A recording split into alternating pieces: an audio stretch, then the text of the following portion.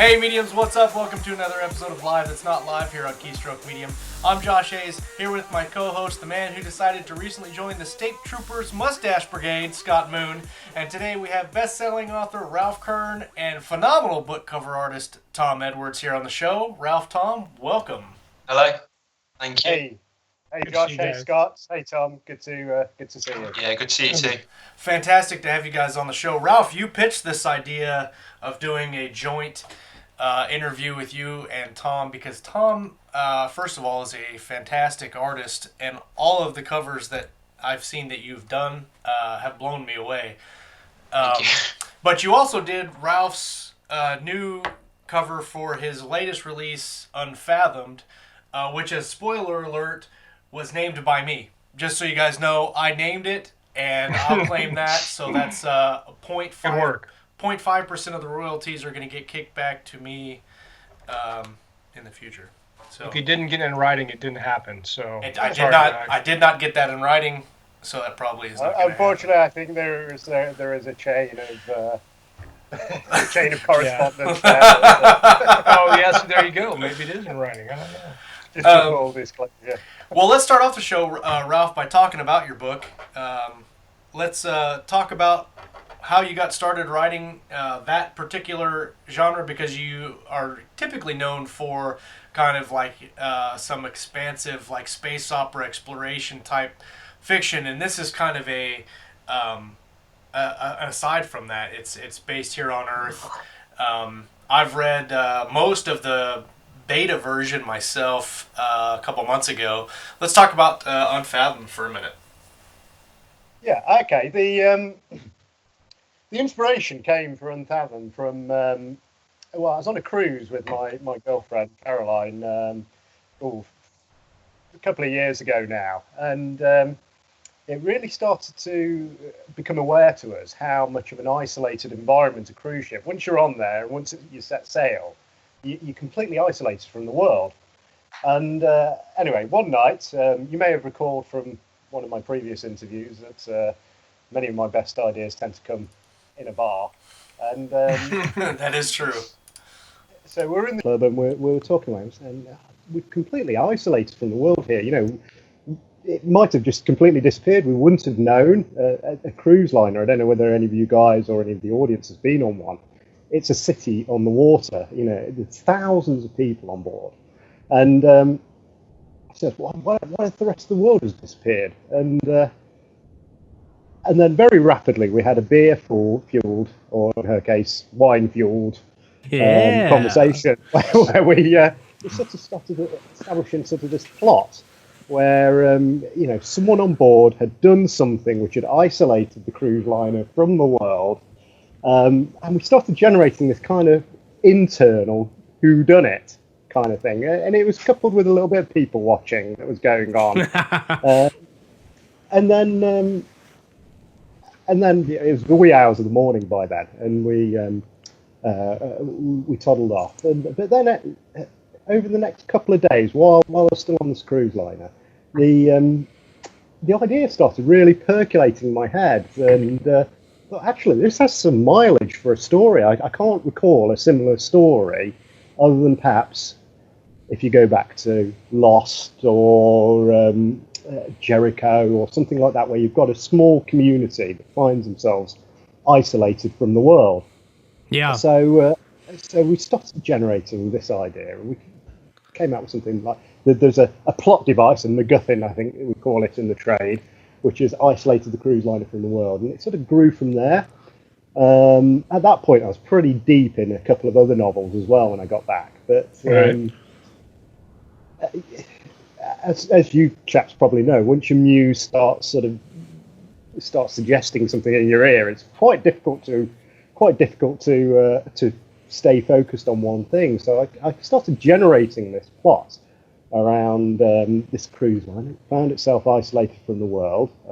There is a reason for it, which you'd have to read the book because we're getting into spoiler territory there.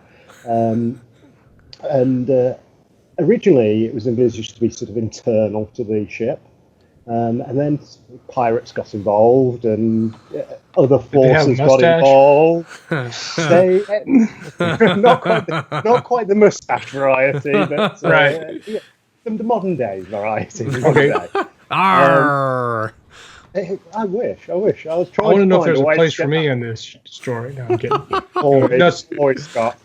Sorry, I'm always interrupting. But so pirates, we stopped at pirates are involved, and they're.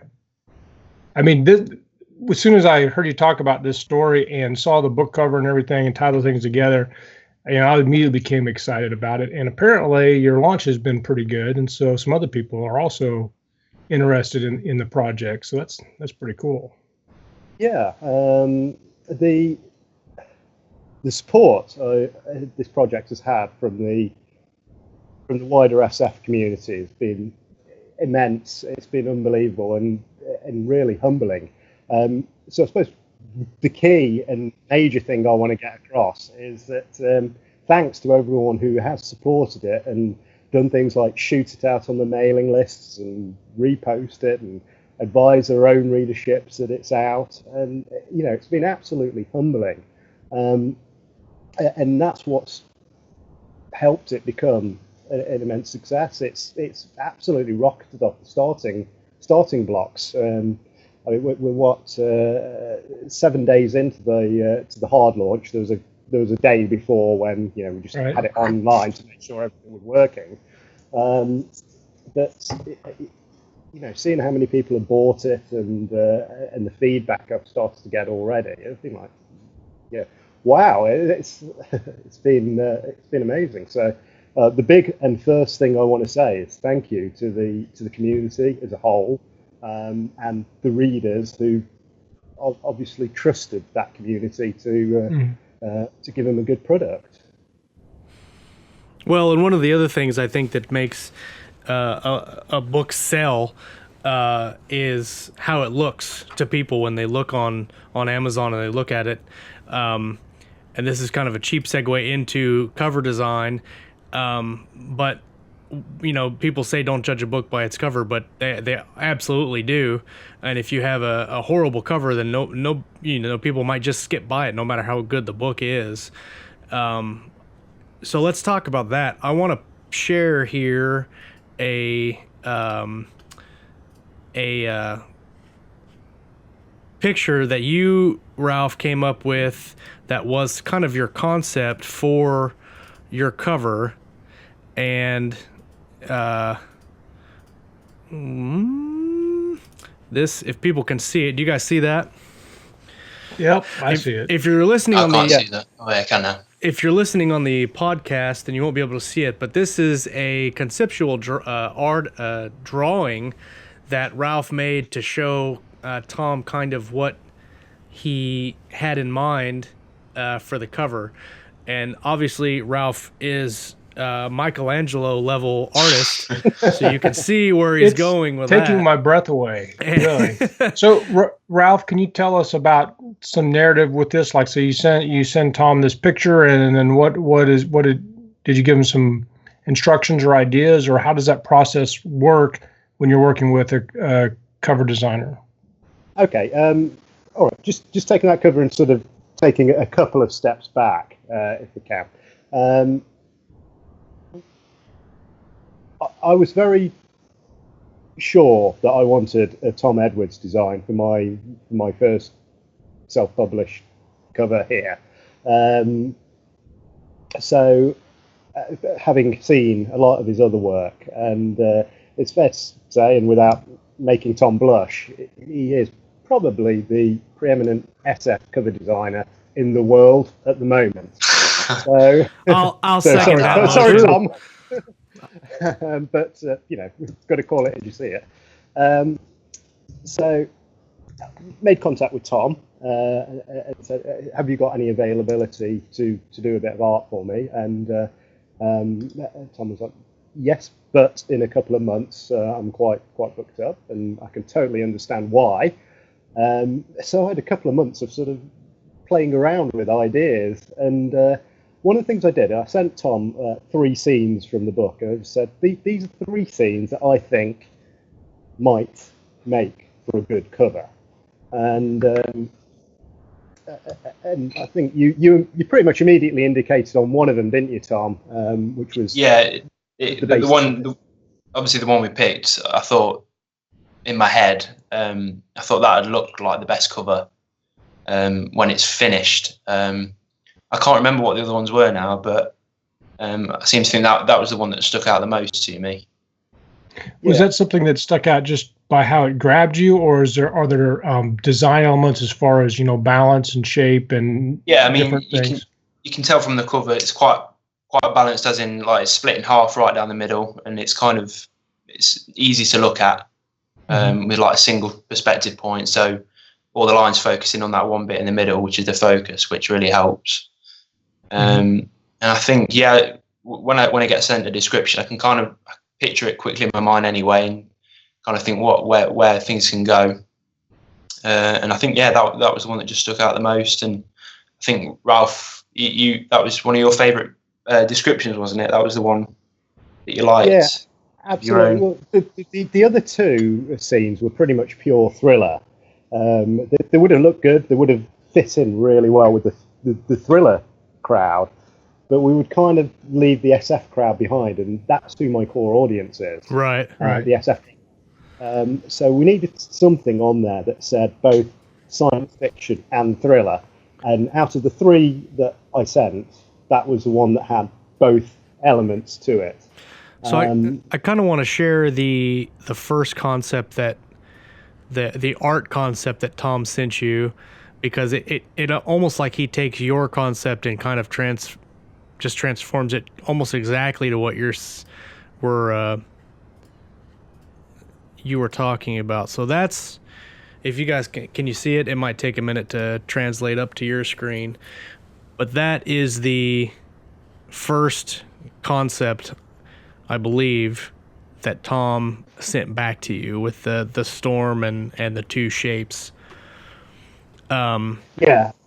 Just to add, the title had to have a change for legal reasons. Right. So that's why originally it was Uncharted. Right. So imagine it says Unfathom there for now. But yeah, that's the first one that came back, and I must admit I was like, wow. Even that in itself is pretty bloody awesome. Yeah, that's pretty good. I don't know whether Tom wants to talk about it a bit more, but yeah. Well, I kind of took your sketch, and again, with a picture of it in my mind, I tried to just put that on the page as quick as I could. And you gave me quite a bit of direction anyway, with reference pictures and descriptions of what the ships should look like. I think they look a lot different in the final compared to this. The way I do things, anyways. Sorry. No. How long does it take you? Like, for instance, this concept that you drew. How long does that take you to do?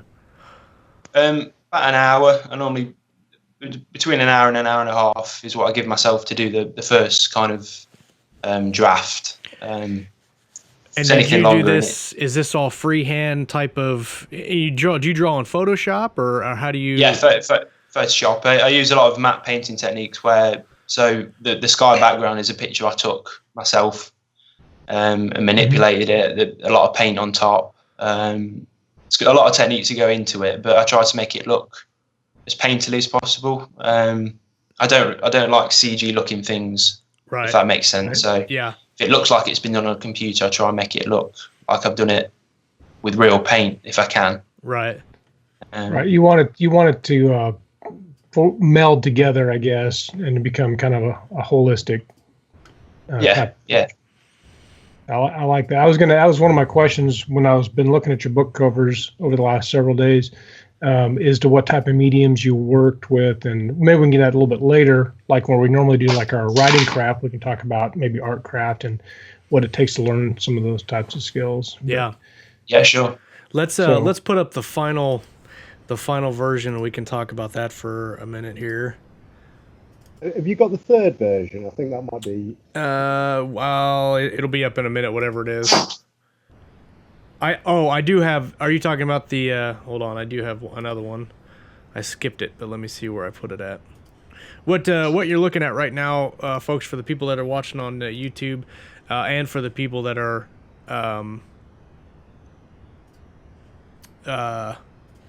listening, sorry, I got distracted. This is I believe, what is the final version to Ralph's book, which is called Unfathomed. Obviously, you can see for the people that are watching, the title has changed, and it's a beautifully rendered picture of the cruise ship and the Navy ship, obviously sailing towards this huge storm with a mysterious light in the background. I love that the wraparound cover look gives a certain kind of toned down appearance, and then the front is just bam, it hits you, and you look at it and you're like, that is a cool cover, and that makes me want to read the story. This final version, Tom, how long did that take you to do? I think it was about 8 hours altogether. Wow. So, I mean, the different stages take different. Obviously, the sketch is the quickest bit, and then I make most of the ships, like especially the spaceships I do. They're all like 3D built as a base, so that takes me the longest bit, and then I paint on top of them again to take the CG look out of it. And it was the same with this cover. So Ralph sent me some reference of the ships, and then I tried to recreate them in 3D first, and then paint on top and add details and that kind of thing. So oh wow, that's fantastic. I had no idea you did the 3D modeling. Yeah, well that's good, because if I'm trying to hide it, it's obviously working. Mission accomplished. Right. Yeah. If you can just sort of give the brief tell the brief that I gave to Tom, is that the ship on the ship on the right is what's called an Arleigh Burke class destroyer. That's fixed. That exists in the real world. So we didn't really have a lot of choice on how that looked. The ship on the left, my brief was basically create me the most advanced cruise liner in the world. Has to look like it's going to be something that could be built in the next 3 or 4 years. So not a complete kind of, space age thing, but just something really cool that looks like it can be built in the next few years. Personally, I think it's fair to say that he's come out with something absolutely that fits that remit. To me, that looks. I mean, clearly in my own mind's eye, I had an idea of what the Atlantica, which is that ship, looked like.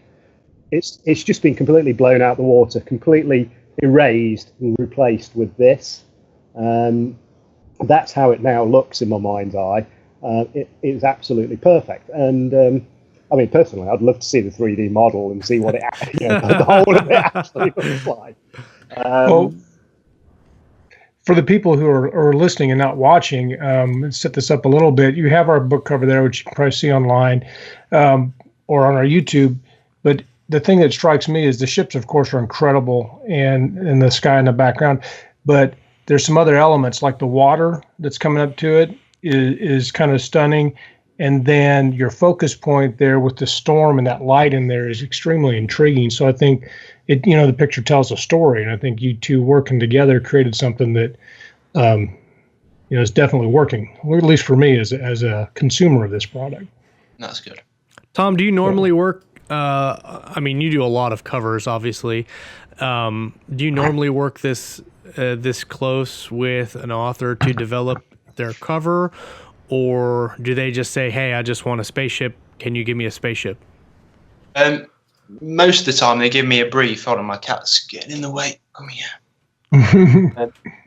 Normally I get a brief, fairly detailed, where they'll say like, I want a ship in the foreground flying towards a space battle or something like that. And then I'll do the rough, send them the rough, and they'll say, yeah, normally they say they like it, and then I just get down into detailing and stuff. But I've had some clients say they don't really know what they want, so I give them a few roughs, different compositions, different designs for ships, and then normally it's quite detailed. That the author knows their own story and they know what they want to see. So I guess it's my job to try and make it look like what they think it should look like. Mm-hmm. Are there any times where I know that when people talk about cover design, they say, you know, authors shouldn't create their own covers and they should get somebody to do it, obviously. But I've also heard that you don't want to pick really specific, narrow, focused scenes from your book and put them on the cover, or too much stuff. You can't have everything about the book in the cover. Yeah. So if someone comes to you and says, "Hey, I've got this epic story, and it's got these, you know, 400 things that I like about it, and 800 characters," and how is it easily? How can you narrow that down to say, no, this is what you need? What would you do in a circumstance where people are just throwing all these ideas at you, and you can't take but 2 of them? What's well, I'm quite open to what I mean, at the end of the day, the author's paying me to do cover, right? But obviously, I've got my own design sense and what I want things to look like. So, they'll say if I get a really detailed brief, in the rough, I can kind of make it look less. Let me try and work this out.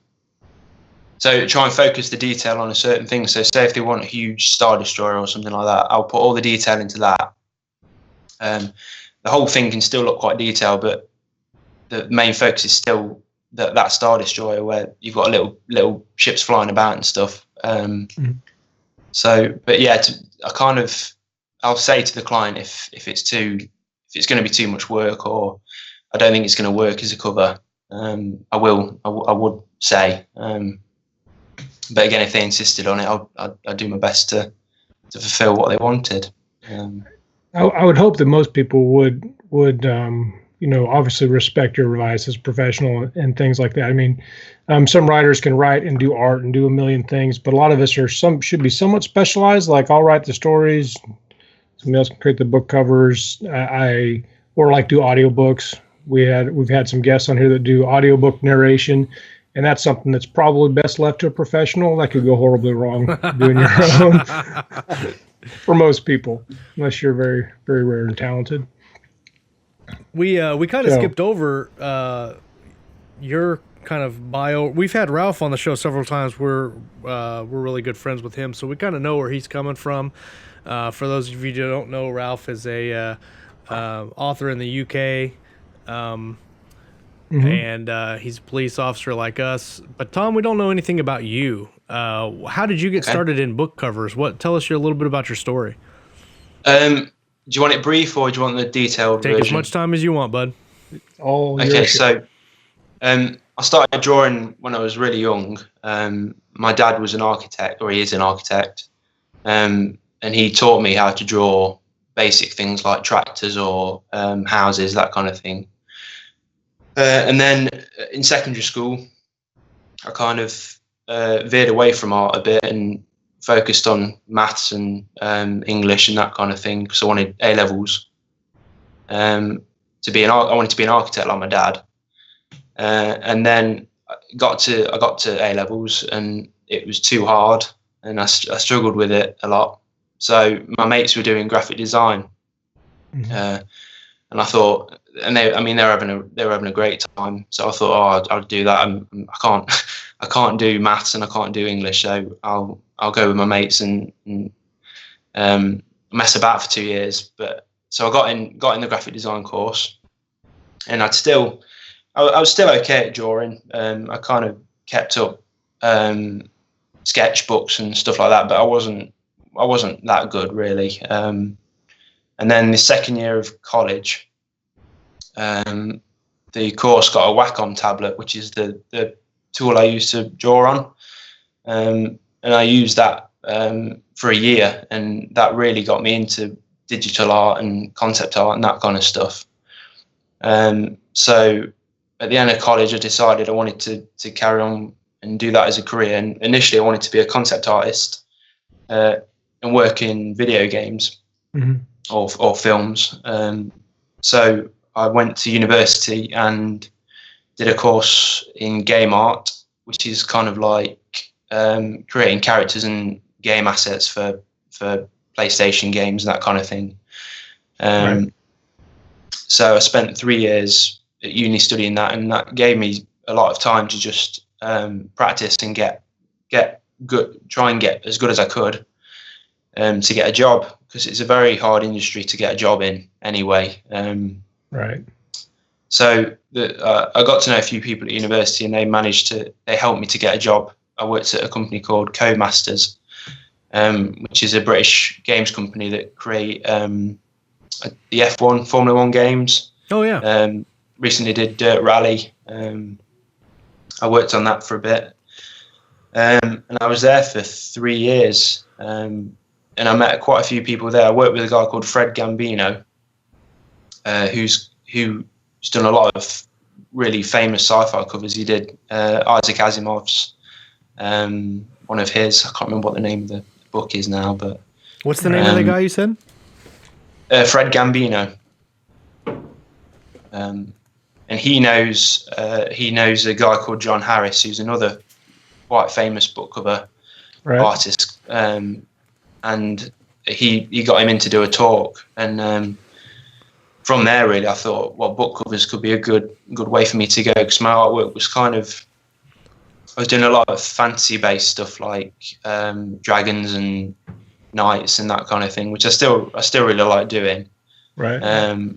But I was doing a lot of sci-fi stuff as well, and Fred was kind of helping me work out how to do things. And while I was at Codemasters, I learned a lot of techniques to do with 3D and rendering, that kind of thing. So that really helped. Yeah. That really helped moving forward. And then it got to, I think I've been there about 3 years, and I was getting quite a few commission requests from people asking me to do illustrations for them. It wasn't really book covers back then. It was more like character design and stuff like that.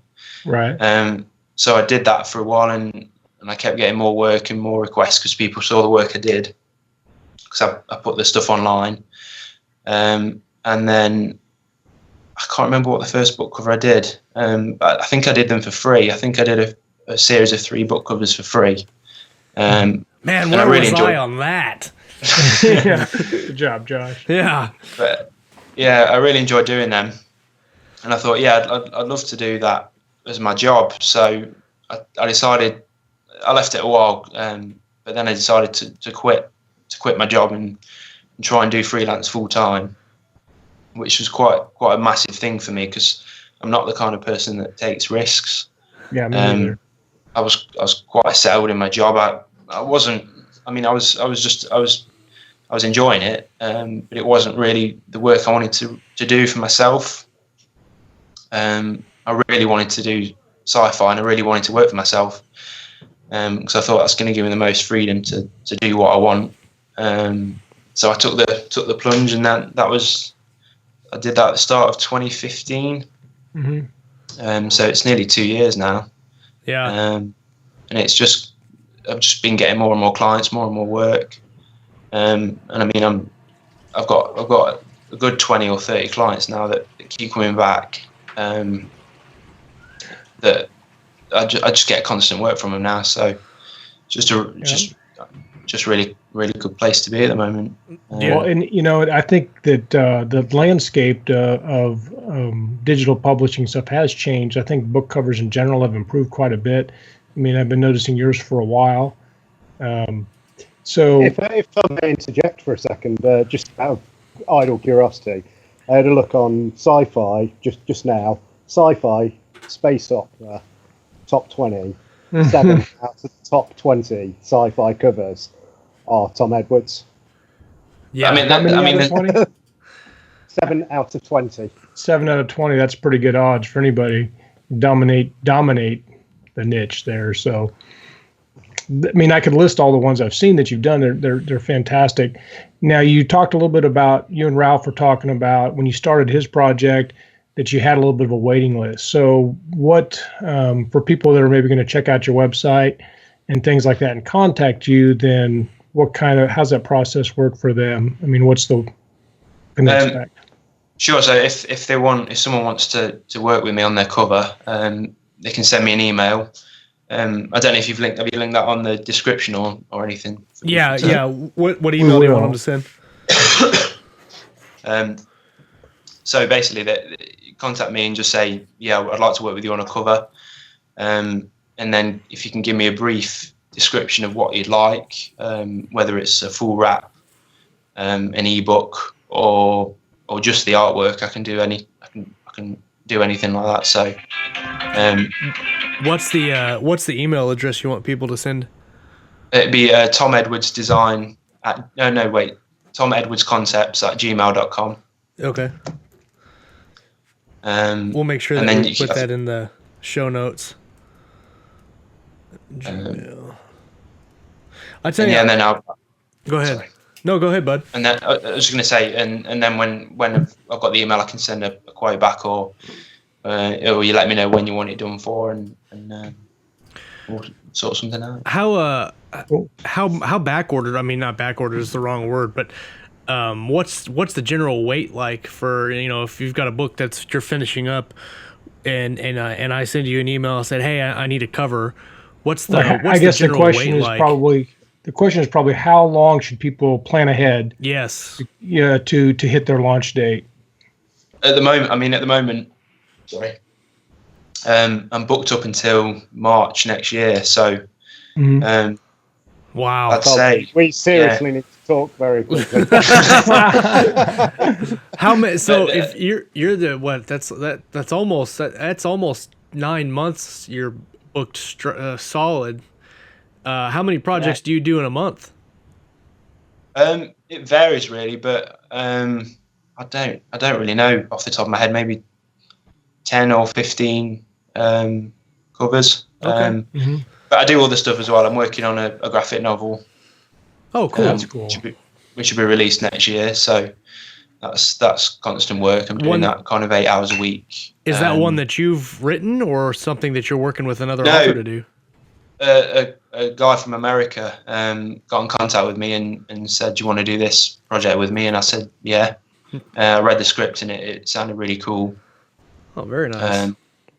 So yeah, that's I'm currently working on that as well as the covers. Do we get sort of a spoiler blurb for that, by the way? No, I don't know if I can say anything at the moment. Fair enough. Fortunately, We'll definitely look forward to that. Do you get back with us when you get closer, and we'll do some stuff definitely for your launch.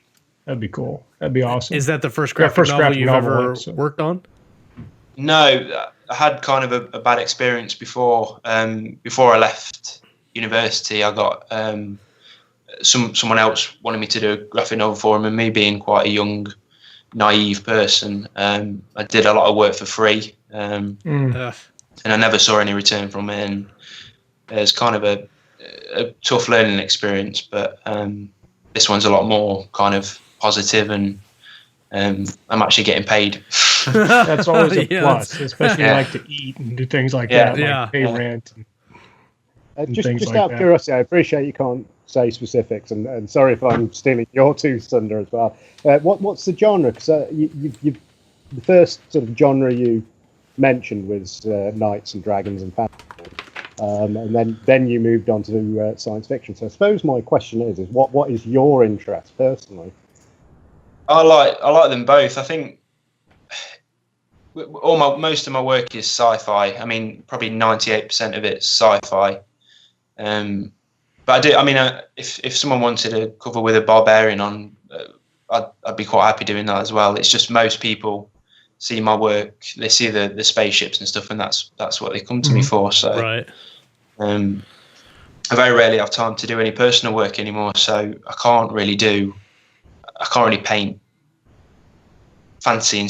If no one wants it, I don't paint it. So I'm kind of rusty in that regard. But I think I like them both equally. Now, with all the spaceships all the spaceship covers that you have, do you take a lot of time to create in your 3D program a lot of unique, different spaceships, or do you kind of just manipulate the ones that you have in different ways to kind of make them different? How much time do you spend in that to make the spaceships kind of original?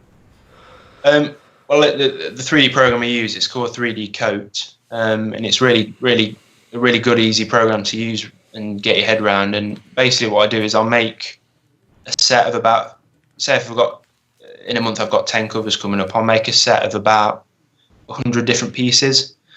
So it's like Lego, and then I can manipulate and change the size. So you'll never get the same looking ship twice.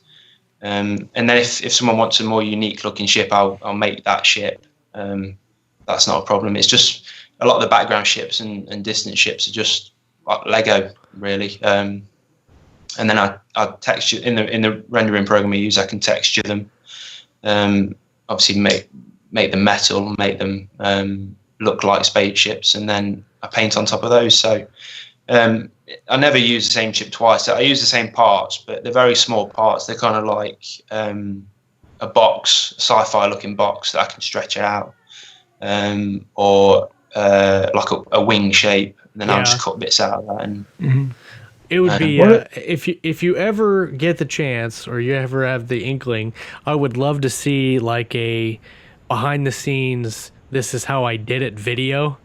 And I'd love to see like you're going from concept to the 3D maybe, and then I love watching people create stuff. Like I'll go on YouTube and watch the people painting their pictures and see how it goes from beginning to end. That would be something that'd be really fun to watch, I think. Yeah, I'll do that. Yeah, that'd be good. Super cool. I had a question about now. I noticed all of your pictures, they have very stunning types of colors and kind of panoramic spacescapes and stuff like that. So how do you get a good sense for color and which is the right for the picture? Do you have a process, or is it just all by instinct or something else? It's mainly by instinct, really. Instinct's quite a funny word, because I mean, I know normally I'll just start with a dark blue background, and then I've got a star. I just put stars on it, and that's how every cover starts, pretty much. Right. And then and then I pick. Say if it's a battle scene, I'll think of maybe warmer colours like reds, or like aggressive colours like that.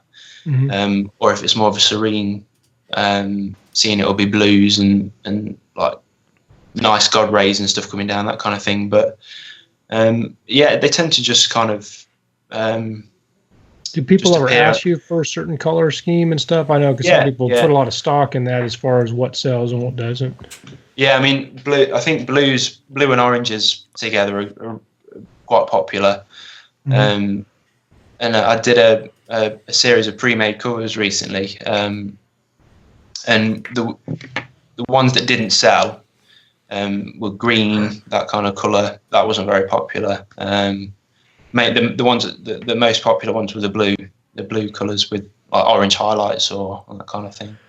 It's funny that you mentioned the blue and orange, because one of my favorite covers that you have done is for a book called Archangel Down, and it's when I look at it, I see a spaceship or a fighter or something getting fired at from behind, and it looks like maybe like they're crashing onto a planet, and I'll share that here real quick, just because I like the color.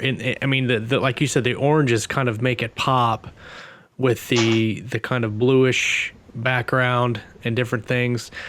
How do you come up with, like, because on this one there's a lot of unfocused stuff in the background, and then you've got obviously the action going around it. Is that just stuff that you throw in as you're going, or was this what you had from concept? That was in the brief. The fighter was being chased through a snowy landscape and being damaged by the fire. So that was kind of the brief I got. And then again, just the same process where I think this was quite a while ago, this one. So the 3D wasn't as refined as it is now. Okay. So if I did this now, I'd probably do it a bit differently. But the process was the same. So I give them a rough sketch, and then I get the feedback back, and then I just continue and add the bits on. I think the laser fire that came last. That was the last thing. Okay. So I kind of built it up in layers as you would a painting, really. Yeah, very cool. It's an extremely dynamic cover. I mean, it packs a lot of action in there. I did notice that all your pre-made covers apparently are sold. So that must have done pretty well. Yeah, most of them sold in about 40 minutes, I think. Yeah.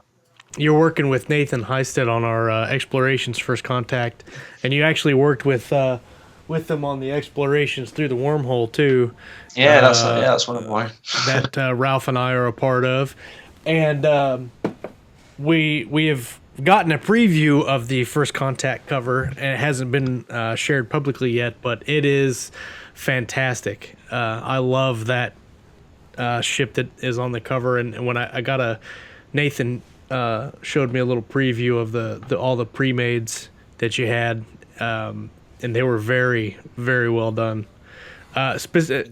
Surprisingly, for pre-made covers, when you go on like pre-made cover sites and look around, they all look the same, and they're all. I hate the cut photos. They're just the I'm not stock. a fan of that I hate either. those covers, and that's Yeah. usually all you get from a stock pre-made cover website. But yours were obviously blew all the rest of those away. There's a They lot look of talk. pre-made. Oh, go ahead, Tom. I was going to say, the thinking behind it was, I kept getting people asking me for covers, and I'd quote them, and they'd to say, "Oh, it's too expensive," or "Have you got any covers, pre-made covers, or have you got any covers that you don't use?" And I was like, "Well, no, I don't. I've not done that before." But so that was kind of I was like, "Okay, I'll give that a go." Do you think you're going to do that again someday? Oh, definitely, yeah. I think I've planned another set this year, towards the end of the year, and then I'll see how that goes and space them out throughout the year next year. So Very cool. Do you have like a newsletter sign up or anything so people can be? No, you don't do that. It's still I'm still kind of learning stuff, so that's something I need to look into. Maybe you guys can help me with that. Oh yeah. Well, you probably don't need to, because obviously you're not having any problems selling these, because it looks like they went pretty quick. So I sent out a kind of, it wasn't the greatest of launches really, because I decided to send them to my clients first that I'd worked with before, to just see how popular they were, and then if they didn't sell, I'd sell them to the public after. Tom, and I got just let me establish. You don't consider selling every single one of them in 40 minutes flat a success? of course, but I said that I'd release them at, I think I said 9 o'clock Greenwich Mean Time, and I got the timing zones mixed up, and I released them an hour early. So some people had their alarm set for that time, and they'd sold out before they could get a look. Oh no! It wasn't the greatest of launches. But, well, that's how like our timing for this show went off. We spent 3 days trying to figure out what time we were going to do this show. Thank you, daylight savings time. I think that's awesome, actually, because your definition for a successful launch is that you served your customers that were anticipating it the best you possibly could, whereas we're all over here thinking, well, I wonder if you sold them all. But you're really, what you wanted was the people that were anticipating them to get what they wanted. So that's pretty awesome. You don't see that as much in today's e-market stuff. So kudos. Just angered a lot of my clients. That was the problem. So I hope, but next time, the next set will go straight to public, I think. So I'll try and get a newsletter out or something like that, and everyone should know at the same time, and I'll just put them on my site, and then people can buy them through that, I guess. We'll have a camp out session where we all camp out and watch your site all night. It's like for the iPhone. Boom. We'll have to camp like people getting the new iPhone. We're all camped out in front of Tom's house. And like me and Ralph and Scott are all be in a tent outside Tom's house waiting, shivering in the snow. Like, is it 9 o'clock yet? Is it 9 o'clock? I need to buy a cover. Nick. The potentials for that little story are endless. I'm going to write a short story about that, and it's going to be glorious. So, can I ask a question? Absolutely, Ralph. And so when I gave you my brief, one of the things you came back with was I haven't really done boats or Navy ships before. And do you enjoy new challenges? Do you enjoy when someone comes out with something like out of your normal remit and just sort of like, so let's see what you can do? Because I certainly know when I looked at getting a cover from you, it says, Scott said, your covers tell a story. It's like bang, you capture a massive part of a story in one single page or one single cover, and so that's what attracted me to getting a Tom Edwards commission. So I suppose sort of the thrust I'm going for is if someone were to view this interview and they were to have something that doesn't necessarily fit a sci-fi cover or a fantasy cover, it's maybe something different. Are you open and capable of that? Yeah, definitely. Yeah, I mean, the stuff I did at Codemasters, it was a racing game studio, so I was working on the rally game, which is completely different to what I do anyway. But I just try and do the best I can. The techniques I've learned over the years kind of help me to do pretty much anything within reason. So you're not going to get any So of my Scott's 60 Shades of Grey. his active romance werewolf vampire story is not going to be in the next pre-made covers from Tom Edwards. Probably not, but, but yeah, I can pretty much do anything. Maybe not as well as I can do other stuff, but like I said, the techniques I've learned and I've learned off other people, they definitely help to if you want a car or if you want I don't know, anything. Do you know what I mean? I can kind of. I've always thought that some people can draw like scenery and some people can draw cars and buildings, but not always both because they're a little bit different skill sets. It seems like. And then, of course, you have a lot of good artists out there that don't have the first clue about technology. And so what I was going to talk about earlier is that in writing, there's this big discussion amongst writers about finding a market that you enjoy writing for and that is underserved. It seems like the science fiction book covers, I know that Josh and Ralph will back me up on this, is greatly underserved from quality science fiction book covers. Because if you just search for a pre-made science fiction book cover, what you're going to get is a goofy-looking alien with a ship in the background that's been posted on or something like that. The same and ship that's used in 500 sci-fi covers. Yeah, and so I think that it's awesome that you found your place here, and I know that you're probably going to continue to have pretty good business. So yeah, go ahead. I was going to say that one of the things with the pre-made covers was the fact that they are quite a lot cheaper than my bespoke covers, and I wanted to make everyone kind of get the chance to have a decent looking cover for their book. Can you give us kind of a price range? I mean, obviously every project's going to be different, but like pre-mades what were the last commissions? The cheapest pre-made was, I think it was £250, which I'm not sure what that is in dollars now because the exchange rate's all over the place. But that was the cheapest one, and I think that's reasonable for what you get for the price. Yeah. I think the most expensive was about $450, which again is still slightly cheaper than my normal work. So people can still get I mean, even the cheaper ones, I still put the same amount of time and effort into them. It's just the amount of stuff on the page is less. Okay. Right. So I split them into 7. So I think there was 16 covers altogether, and there was 7 basic covers. So they were just like a simple space background with a ship. Right. And then there was 5 more advanced covers, so they had a planet in the background as well. Then the group up from that, there was more than one ship. So I think one of them was like a small battle scene, and then there was a few ships flying towards a bigger ship. And then the last one was just one cover, which was a big space battle, which was the most expensive one. And they went first. The more detailed ones sold first, and I had trouble shifting a few of the basic ones. So I think people want a good looking cover for the books. I mean, I spend 8 hours on a cover, whereas authors spend, I don't know how long authors spend writing a book. Which I'm guessing it's a lot more than 8 hours. Super long time. It depends. Usually, whatever long it takes to like crush your spirit, that's how long it takes to write a book. Times 2. Times 2. Times 2. Sometimes it's more fun than others. Well, that's a good question. That's a good question right there. So, go ahead, Ralph. I'm sorry I interrupted. Yeah. No, I was just saying, Josh said something really salient, which is in his interview a few months ago, which was that you can write the best book in the world, and I'm paraphrasing here, but if you slap a poor cover on it, then people are just going to go sail completely by. Right. Right. And I think he came out with a second point as well, which is equally valid. And I don't mean to demean you, and I don't think Josh meant to demean you in any way, shape, or form. But the covers pretty much its sole purpose is to make someone turn over and have a look at the back page blurb. Yeah, definitely. Yeah. No, it is. You need the cover to stand out from all the other ones on Amazon, and especially in the indie crowd now, as we have started to professionalize ourselves.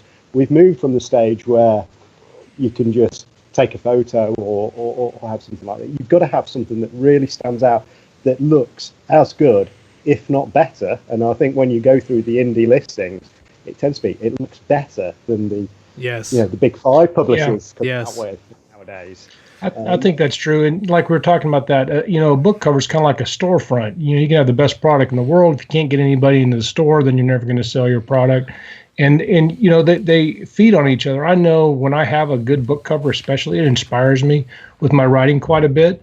So, I mean, I look forward to that.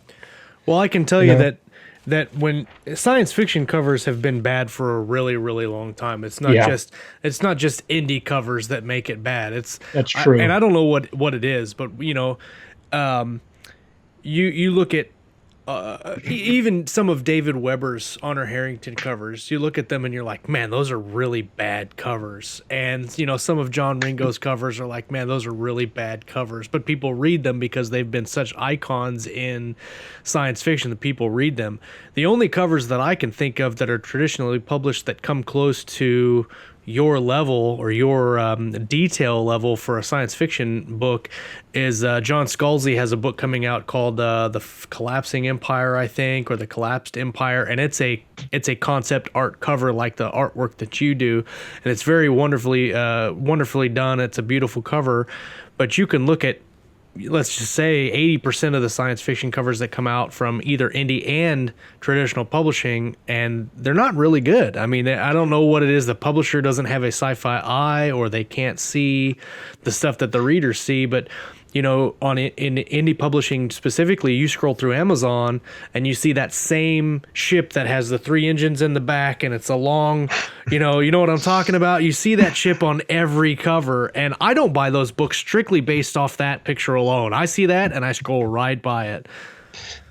That's an interesting observation, Josh, because I think that, having been a science fiction and fantasy fan for a long time, there hasn't always been great book covers, but as a reader group, we always read those anyway, and it's definitely an improvement, because I like a good cover. I'm really visually inspired, whether it's by what I look out my deck and see the view there, or doing like storm chasing, or looking at artwork. That makes me want to write, just like seeing a really good movie or listening to some really good music makes me want to tell a story. Yeah. And I just enjoy it so much more if it's the whole product, book cover and story, is the perfect storm. The question I was going to ask earlier is, and this may not pertain to you at all, Tom, but here's the question. A lot of writers, me talking for myself for sure, is when I start a new project, in the beginning, it's all new and beautiful, and I charge into it thinking it's going to be the best thing ever. But somewhere about 30% into it, it gets hard. And that's when like the work starts, and then you got to like have the discipline to keep pushing until you kind of get back to the inspiration. So in art, is there a similar process where you have inspiration and then work and then inspiration, or is that completely different? Yeah, definitely. Like the hardest bit for me is the rough, getting the initial idea on the page. So everything else after that is just detail and effects to make it look pretty. But to get the main, with Ralph's cover, I found it quite difficult just to get that first rough down. And it was quite a difficult cover for me anyway, just because of the subject matter. I enjoyed it immensely, but it was quite hard to get. I had it in my head, but it was quite hard to actually get it looking like I wanted it to look. Right. And match the quality of my sci-fi covers, my space covers. But yeah, definitely. So normally I'll look at a lot of reference and get a lot of inspiration from anything really. I've got quite a large collection of art books, and I'll just pick out one at random and just have a quick flick through before I start. Who's your favorite artist? Or I've pick got three quite a few. You can't pick one. Let me think. Well, I really like John Harris's work, the guy I talked about earlier. Really painterly style. I don't know if you've seen some of his stuff before. Nope, but I'm going to look it up as soon as we're done. Yeah, you've probably seen it but not realised who it was. But Yeah. he's very good. I can't think of any off the top of my head. There's so many. Right. There's a concept artist. I think. I can't think of his name. Put me on the spot. The concept art is its whole kind of own genre, isn't it? Yeah, I mean, it's got massively more popular in the last, because games are so popular now. I think you get, for every game that comes out, there's always an art book that comes with it, and I think people appreciate good artwork. I mean, they see they play these games and I don't think they realise the design work and all the man hours that go into it, which is what got me into the whole thing to start with. Because before I didn't know about concept art or book cover art or anything like that. So it's been quite a big journey just finding out who these people are and the kind of, and then since working in the industry itself, I know exactly how it works, and there's so much effort and time that goes into it, and people get the end product, and maybe some people don't realise just what goes into something like that. But yeah, I can't think of the other artists now. There's so many. I kind I of definitely agree with you with the ancillary stuff that tends to come along with computer games nowadays. So, like for example, before the interview, we were talking about sort of music, and I thought while you Tom and Scott were talking away, I was sort of thinking, hold on, what's my sort of inspirational music? And a lot of that comes from computer game music. You know, things like the Halo music and. You know, it's, again, like I've been listening to quality Modern of the Warfare voice. for a while. Yeah, absolutely. Like the art that goes along with it, like the voice acting. You know, they attract massive celebrities in, don't they, now to do many of the voice acting and motion captures and whatnot. And you know, it's all important to have that kind of really high quality. Everything is high quality now. It's not just sort of. You know, you pick one aspect of it and smash it. It's not like we write awesome books and we can slap any old cover on it and write an old blurb on it or any other kind of thing. I think probably you'd have an advantage with a great cover in terms of you'd probably get people in, but if you had a nasty book behind it, you'd probably get poor reviews. But if I may just ask sort of a question that occurred to me a short while ago. One of the things I noticed is there seems to be a trend or a change in trends in book covers through various ages. So, for example, a few years ago, you used to find what is quite obviously painted artwork. Then we kind of moved to your generation, if that's a correct terminology, of stuff that you look at and it could be real. You know, you could be looking through a window at that kind of stuff. But one of the things I noticed, and I'll give an example, Alistair Reynolds is one of my favourite authors, and he wrote a trilogy called Poseidon's Wake. The first two parts were Blue Remembered Children and On a Steel Breeze, and they had sort of artwork which, you know, was painted similar to your own. And then the third cover, randomly, had just a symbol on it, sort of Game of Thrones style. And do you keep up with kind of shifting trends? Do you consider that kind of thing, or do you say this is what I do? No, definitely. I mean, there's a website called ArtStation, and I look at it every day, and it's just the top artists in the world, top digital artists and 3D artists put their stuff on there, and it's just amazing the kind of work on there. And I'm under no illusion that I'm nowhere near that level. I've just kind of fell into this like niche where I'm quite good at sci-fi space covers, and that's people keep asking me for them. So they seem to do quite well. I mean, the stuff I do, I think because I've had the background I've had in games and films, and the fact that I keep up with a lot of the latest concept art. So I mean, what I do really is kind of concept art. It's creating stuff that doesn't exist for stories and briefs, and that's kind of what games do. I mean, they're just making it so they move. They're making designs that can be put into a virtual world. But I think I keep keep up with all the latest kind of programs and stuff and techniques. And if something massive changes in the next few years, I'd definitely try and cater for that. I remember Fred Gambino, again talking about Fred. He was saying that he used to do a lot of his covers with traditional media, so he'd watercolors and paints, actual paints. And there was a transition where people were using computers to generate the artwork, and he was one of the first guys to go with that. And he said a lot of his friends didn't, and they were left behind, and he was getting the work, and they weren't. Nice. And by the time technology had caught up, they didn't know it, and other people started to learn it. And so I think it is important to keep up with what's going on, especially now, because I mean, technology and programs are moving on so quickly, and it is quite easy to get left behind, I suppose. Yeah. Well, we're coming close to the end of the hour. We've got a few minutes left. Ralph, real quick, do you have, you just released Uncharted, or Unfathomed, excuse me, that is doing phenomenally well this week on its launch week. Do you have anything that you want to say about that, or an upcoming project, or anything that you're working on right now? Again, just to reiterate the massive thanks I've had from the indie community, which includes you two, on helping it get out there and getting the recognition and success that it deserves. Absolutely. There's a hell of a lot of names, too many names to mention who've all helped out on that one. So, yeah, massive thanks to you all, and I believe I've messaged you all personally anyway. Upcoming projects, I think I've kind of had this decided for me. When I look at the sales figures for Unfathomed in the last week,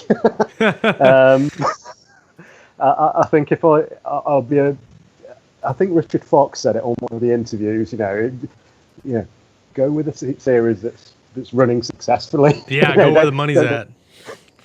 Well, not necessarily that, but I also think, again, my muse is taking me that way at the moment. I've got endings. I've got 60,000 words of endings sat on my hard drive, and it's a bit of a beast of it's a beast to wrestle at the moment. And don't get me wrong, it is an absolute passion project. This was the end. This is the end of my first trilogy. It's like my first love. I want to make sure it has a good, suitable end, and it will be ended. Right. And the Unfathomed, the Locust series, is fresh with me at the moment, and I think I'd be doing myself a disservice and the readers a disservice if I didn't crack on with that. And so in like 2 days, I think I managed 5,000 words of the sequel. So very nice. I'm absolutely captured by it as well. So I think Expedition is going to be the next one out. For those who like and enjoyed the Sleeping Gods trilogy, or the first two parts of the Sleeping Gods trilogy, fear not, it will be out. Awesome. Other projects are is Nathan Heisted's Exploration series. I've got a short story appearing in that, as I think two other handsome-looking hosts, and perhaps someone else here is doing the cover art. I think all four of us actually are touching First Contact in completely platonic ways. Yeah, absolutely. Very cool. They're completely non-weird, not internet. Yes. Tom, what projects do you have coming up that you can talk about, or anything that you'd like to share here at the end? Loads of just book covers, really. I mean, that's most of my work now. So I don't know if I can say what I'm working on. Cool. But I am working on stuff, a lot of book covers. Book so till probably March see a lot. 2017. Yeah. That's so crazy. And then I've got the graphic novel as well, which is kind of it's constantly running every week. So I just do what I can on that every week. Is there a title for that you can share?